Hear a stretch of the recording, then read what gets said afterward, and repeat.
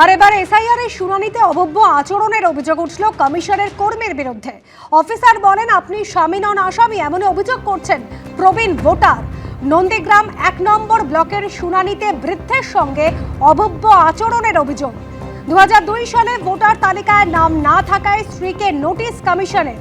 স্ত্রীর নামে শুনানির নোটিশ, আর অসুস্থ থাকায় নিজে যান শুনানি কেন্দ্রে।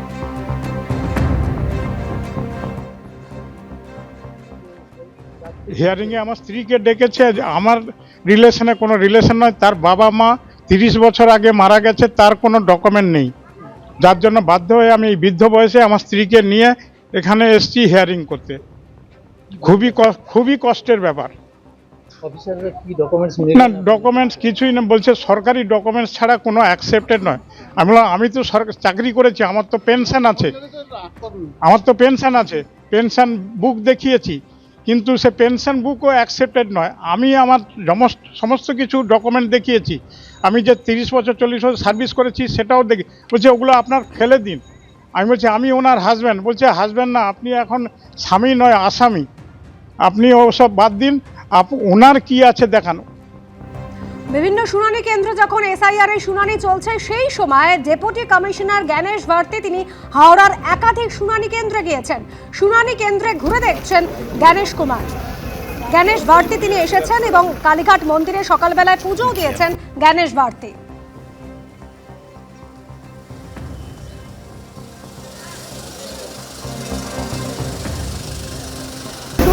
আমাদের প্রতিনিধি রয়েছেন আমাদের সঙ্গে। সুনীতা, ডেপুটি কমিশনার জ্ঞানেশ ভারতী তিনি হাওড়ার শুনানি কেন্দ্রে গিয়েছেন, কোন কোন শুনানি কেন্দ্রে গেলেন এবং তারপর কিছু জানিয়েছেন? দেখো, যেটা জানা যাচ্ছে যে জ্ঞানেশ ভারতী ডেপুটি নির্বাচন কমিশনার, তিনি আজকে সকালে আসেন এবং জেলা শাসক দীপক প্রিয়ার সঙ্গে তিনি আলোচনা করেন এবং অন্যান্য নির্বাচন আধিকারিকরাও তারাও ছিলেন এবং ইআরও তারাও উপস্থিত ছিলেন। এরপর তিনি আলোচনার পর তিনি হাওড়া ময়দানে যে ডিস্ট্রিক্ট লাইব্রেরি আছে সেখানে পরিদর্শন করেন। এরপর দাসনগরের যে পলিটেকনিক কলেজ আছে সেখানে তিনি যান। এরপর বালিজগাছা ব্লক সেখানেও তিনি যান। যেটা জানা গেছে যে ওই প্রত্যেক যে কেন্দ্রে যেখানে শুনানি পর্ব চলছে সেখানে কিন্তু বিএলও এবং তাদের সঙ্গে কথা বলেন এবং একই সঙ্গে ইআরও সঙ্গে তিনি কথা বলেন। এবং শুধু তাই নয়, ভোটার যারা আছেন, যারা তালিকায় নাম তুলতে এসেছিলেন, যারা শুনানি পর্বে এসেছে, তাদের সঙ্গেও তিনি কথা বলেন এবং সকলের সঙ্গে কথা বলেন এবং তাদেরকে বিএলওদের তিনি পরামর্শ দেন যাতে কোনো নাম বাতিল না যায় এবং শুনানি পর্বে ভয় পাওয়ার কোনো কারণ নেই। কি কি ডকুমেন্ট লাগবে সেগুলোকেও তিনি বলে দেন এবং যাতে কোনো অবস্থাতেই কারো বৈধ ভোটারের নাম বাদ না যায় তিনি তাদেরকে আশ্বস্ত করেন। এরপরই তিনি জেলা শাসকের সঙ্গেও বৈঠক করবেন বলে জানা গেছে। ধন্যবাদ। অভিষেক বন্দ্যোপাধ্যায় নির্দেশ দিয়েছিলেন এবং তারপরে হিয়ারিং এ কিন্তু তৃণমূলের বিএলএ রাখতে ক্রমাগত চাপ সামনে আসছে। চুচুড়ার পর এবার পোলবা, ফের এসআইআর এর শুনানি বন্ধ করলেন অসিত মজুমদার। পোলবা এসআইআর শুনানিতে বাধা তৃণমূল বিধায়ক অসিত মজুমদারের। তাদের হিয়ারিং এ রাখছে যারা বিভিন্নভাবে ভারতের নাগরিক, তাদের অসম্মান করছে। আপনারা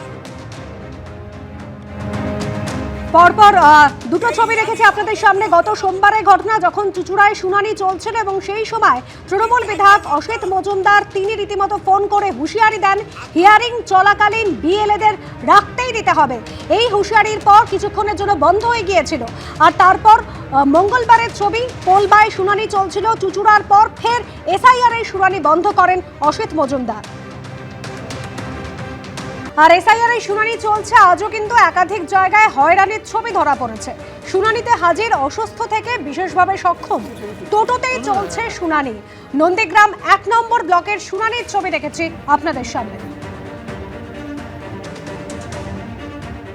পাটা ফ্র্যাকচার হয়ে গেছে, পড়ে গেছিল বাথরুমে গিয়ে, আর কোমরে লেগেছে, যার জন্য অসুস্থ অবস্থায়।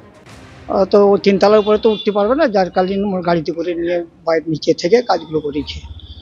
ডকুমেন্টস, বাবা সিপিটিতে চাকরি করতো, জাহাজে কাজ করতো, এবারে ওনার লাইফ সার্টিফিকেট হ্যাঁ মানে পিপিও যেটা নম্বর যেটা রয়েছে, পেনশন যেটা পায় মা, সেই পেনশনভুক্ত ওনারা, সেইগুলো আর ডকুমেন্টসগুলো দেখিয়ে মোটামুটি হিয়ারিংটা করা হয়েছে। লিস্টে ভোটে নাম আসেনি, কিন্তু এর আগেও অনেক আগে থেকে ভোট দিয়েছে, পরেও ভোট দিয়েছে, কিন্তু 2002-এ কোনো কারণে হয়তো ভোট ওঠেনি। অনেকে 2002-এর ভোটার তালিকায় নাম আসেনি, যে কারণে তাদের এসআইআর এর শুনানিতে ডেকে পাঠানো হয়েছে। অনেকের আবার এনুমারেশন ফর্মে তথ্যে গড়মিল রয়েছে, যে কারণে ডেকে পাঠানো হয়েছে তাদের, এবং সেখানেই কিন্তু ভোটাররা এসআইআর শুনানিতে একাধিক জায়গায় যারা অসুস্থ, যারা বয়স্ক নাগরিক, তারা যখন আসছেন নন্দীগ্রাম 1 নম্বর ব্লকের শুনানিতে দেখা গেল টোটোতে সেই সমস্ত ভোটারদের যারা বিশেষভাবে সক্ষম, তাদের টোটোর মধ্যেই শুনানি চলছে।